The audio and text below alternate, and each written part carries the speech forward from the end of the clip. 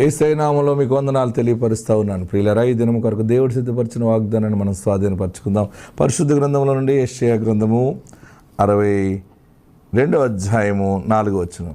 యెషయా గ్రంథము 62వ అధ్యాయము 4వ వచనం ద్వారా ప్రభు మిమ్మల్ని దర్శిస్తూ ఉన్నారు. విడువబడిన దానవని ఇక మీదట నీవు అనబడవు, పాడైనదని ఇకను నీ దేశమును గూర్చి చెప్పబడదు.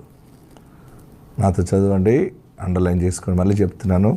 యెషయా గ్రంథం, ఐజయా చాప్టర్ 62:4 నేను చదువుతున్నాను, చూసుకోండి.